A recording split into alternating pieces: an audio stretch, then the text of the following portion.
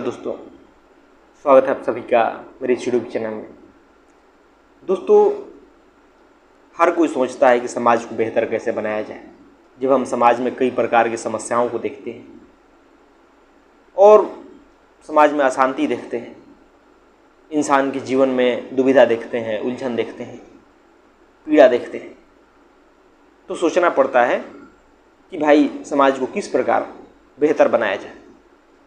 सरकारें प्रयास करती हैं, वैज्ञानिक प्रयास करते हैं, जो कोई भी है, जो चिंतक है, वो अपने तरीके से सोचता है और उसे लागू भी करता है।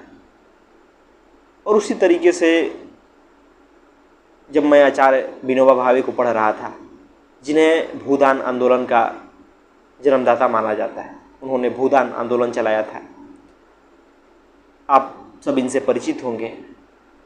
ये महात्मा गांधी के शिष्य कह लें, अनुयायी कह लें, या उनके मार्ग पर चलने वाले कह लें। बहुत बड़े चिंतक थे और इन्होंने समाज में बेहतरी लाने के लिए, समाज को उन्नत बनाने के लिए, समाज में शांति स्थापित करने के लिए 3 बातों पर जोर दिया कि 3 बातें जरूरी है, 3 चीज़ें जरूरी है। वो है, पहली चीज़ विज्ञान, दूसरी चीज़ है अध्यात्म और तीसरी चीज़ है साहित्य। और निश्चित रूप से दोस्तों, उन्होंने बहुत खूबसूरत बात कही है। जो सबसे उपयोगी चीज़ें हैं उनको गिनाया है। इसमें से अगर एक को भी हम हटाएंगे तो समाज बेहतर नहीं बन सकता। जैसा कि आज के समय में कुछ लोग मानते हैं कि भाई अब सिर्फ विज्ञान ही दुनिया को उन्नति की ओर ले जा सकता है। हम जितने ज़्यादा वैज्ञानिक होंगे उतना हम विकासशील होंगे, उतना हमारी उन्नति होगी, उतना समाज आगे बढ़ेगा। बहुत सारे लोग मानते हैं। वैसे लोग ज़्यादातर नास्तिक किस्म के होते हैं, लेकिन वो भूल जाते हैं कि जो विज्ञान है वो निश्चित रूप से समाज को आगे बढ़ाता है, लेकिन सिर्फ और सिर्फ भौतिक रूप से ही आगे बढ़ाता है। हमारे पास संसाधन उपलब्ध कराता है, बढ़िया से बढ़िया टेक्नोलॉजी उपलब्ध कराता है, लेकिन दिक्कत यही हो जाती है कि विज्ञान के पास अपनी कोई नैतिकता नहीं। वो तय नहीं करेगा कि मेरा इस्तेमाल कहाँ किया जाना चाहिए। उसका इस्तेमाल करने वाला एक मानव का मन ही होता है, और जैसा मन रहेगा, अगर चोर का मन है तो उस साधन का इस्तेमाल, उस विज्ञान का इस्तेमाल चोरी करने के लिए करेगा। अगर किसी अच्छे व्यक्ति का मन है तो उस विज्ञान का इस्तेमाल अच्छे कार्यों के लिए करेगा। और दोस्तों, ऐसा आप देखेंगे कि विज्ञान का इस्तेमाल करके हमने बहुत उन्नति की, हमने बहुत विकास किया, मानव बहुत आगे आया, लेकिन उसी विज्ञान के कारण आज मानव पर खतरा भी उत्पन्न हो चुका है। मानव का जीवन संकट में भी आया है। आज उसी विज्ञान के कारण करोड़ों आबादी को चुटकियों में मारा जा सकता है। उसी विज्ञान के कारण कई तरह के साइबर फ्रॉड भी होते हैं। आपके कोई चीज़ डेटा के रूप में सुरक्षित नहीं है, उसी विज्ञान के कारण। तो यह उसका निगेटिव पहलू जरूर है, लेकिन सकारात्मक पक्ष बहुत ज़्यादा है। तो यह साबित करता है कि विज्ञान मानव के मन पर निर्भर करता है, उसको उपयोग करने वाला कैसा मन है। तो हम विज्ञान को छोड़ भी नहीं सकते। अगर विज्ञान को छोड़ेंगे तो समाज का विकास नहीं हो। बाहरी रूप से हमारे पास संसाधन नहीं रहेंगे, हमारे पास टेक्नोलॉजी नहीं रहेंगे, तो बाहरी दुनिया में हम कैसे आगे बढ़ेंगे। तो निश्चित रूप से विज्ञान जरूरी है, लेकिन आगे वो कहते हैं कि दूसरी चीज़ जो जरूरी है वो है अध्यात्म। क्योंकि दोस्तों, अध्यात्म जो है हमारे मन को जानने का कार्य करता है।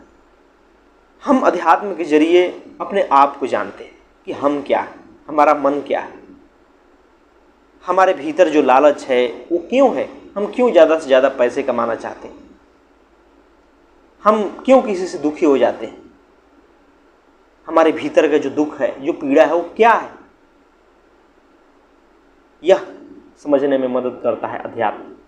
अध्यात्म आपको बताता है कि आपके जीवन का लक्ष्य क्या है, आप क्या हैं, जन्म मृत्यु क्या है, हमारे भीतर जो रात दिन यह मैं करता है वह क्या है। इस प्रकार हम अध्यात्म के जरिए स्वयं को जानते हैं। और दोस्तों, जिस प्रकार हम दुनिया का ज्ञान लेते हैं, हर ज्ञान को लेते हैं, चाहे टेक्नोलॉजी का ज्ञान हो, चाहे विज्ञान का ज्ञान हो, चाहे व्यापार का ज्ञान हो, कपड़े लत्ते का हो, खान पान का हो, शिक्षा का हो, चिकित्सा का हो, हर चीज़ का ज्ञान लेते हैं। लेकिन अगर हम स्वयं का ज्ञान नहीं लेते तो सारा का सारा ज्ञान बेकार है। तो इसलिए ज़रूरी हो जाता है स्वयं का ज्ञान, और स्वयं का ज्ञान अध्यात्म के जरिए ही होता है। जब हम अपने भीतर झांकते हैं, दुनिया की कोई भी ज्ञान लेने के लिए हमें बाहर देखना होता है। कहीं से किस चीज़ का अध्ययन कर रहे हैं जो दुनिया में है, चाहे दूसरे का शरीर हो, चाहे कोई वस्तु हो या अंतरिक्ष हो, हर चीज़ का अध्ययन करने के लिए हमें बाहर देखना पड़ता है। लेकिन अध्यात्म में हमें अपने भीतर झांकना पड़ता है, हमें अपने मन को टटोलना पड़ता है, अपने विचारों को देखना पड़ता है, वो विचार उत्पन्न कहाँ से हो रहे हैं।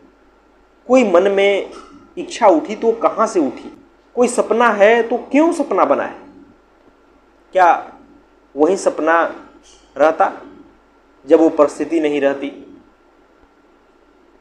जब किसी और परिस्थिति में जन्म हुआ होता, कोई और समाज मिला होता, तो जो आपके भीतर अभी सपना है वही सपना होता? बिल्कुल नहीं होता। आपकी इच्छा वो नहीं होती। तो इस प्रकार हमें स्वयं को देखना होता है। हम जब स्वयं को देखते हैं धीरे धीरे तब हमें अपने बारे में सच्चाई पता चलती है कि हम जो जीवन को जी रहे थे वो किसी और के अनुसार जी रहे हैं।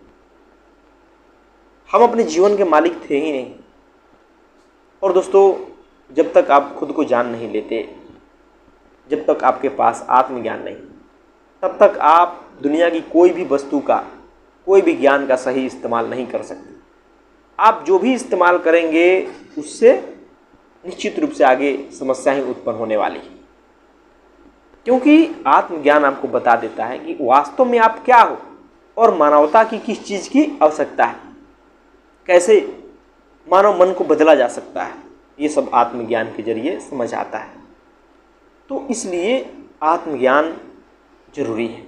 और वो कैसे मिलेगा? अध्यात्म के जरिए मिलेगा, अपना अन्वेषण करने पे मिलेगा, आत्मचिंतन करने पे मिलेगा। तो इसलिए उन्होंने अध्यात्म पर जोर दिया। और तीसरी चीज़ जो जरूरी है वो है साहित्य की।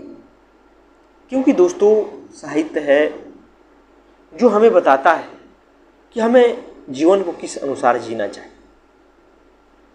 ये भौतिक जगत से और आध्यात्मिक जगत से, ये दोनों का समझिए कि पुल का काम करता है, वो है साहित्य। कोई हम ऊंची समझ विकसित कर लिए या खुद को जान ही लिए, लेकिन समाज में उसको कैसे लागू करना है वो कौन बताएगा? समाज किस प्रकार है, कैसे आदमी का मन है, वो कहाँ से हमें पता चलेगा? निश्चित रूप से साहित्य से। या आप भी अगर समाज को कुछ देना चाहते हैं, कुछ लोगों में के भीतर भरना चाहते हैं, तो कैसे देंगे? निश्चित रूप से साहित्य के जरिए, चाहे कविता हो, चाहे कहानी हो, चाहे उपन्यास हो, उसी के जरिए आप देंगे। तो इसलिए साहित्य की उपयोगिता हो जाती है। साहित्य पढ़ने से हमारे भीतर बहुत सारी बातों की स्पष्टता आती है। हमें जीवन के बारे में काफ़ी बातें समझ आती हैं। क्योंकि दोस्तों, साहित्य की रचना कोई यूं ही नहीं करता है, उसके लिए बहुत सारा पढ़ा होता है, बहुत सारे अपने जीवन में अनुभव लिया होता है, बहुत सारे वो बातों को जानता है, तब जाकर के उनको शब्दों में पिरो करके आपके सामने प्रस्तुत करता है। साहित्य के जरिए आपके भीतर ऊर्जा का संचार करता है, आपके भीतर स्फूर्ति, प्रेरणा भर देता है, आपको एक नया डायरेक्शन दे देता है। साहित्य के जरिए आपको बता सकता है कि जीवन कैसा होना चाहिए, कैसे हम भौतिक जगत से और अपने भीतर के जगत से अपने आप से कनेक्शन बनाएंगे, कैसे उसका इस्तेमाल करेंगे, यह साहित्य हमें सिखाता है।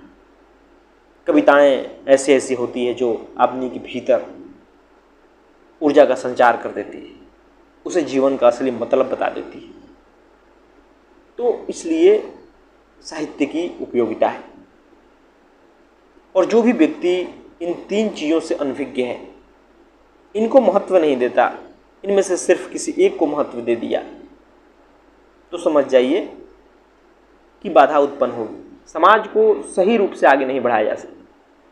काफ़ी जो धार्मिक लोग होते हैं, आध्यात्मिक लोग होते हैं, वो धर्म और अध्यात्म को महत्व तो देते हैं, लेकिन वो विज्ञान को महत्व नहीं देते, जिसके कारण ही आज तक हमारा देश पिछड़ता चला गया, समाज पिछड़ता चला गया।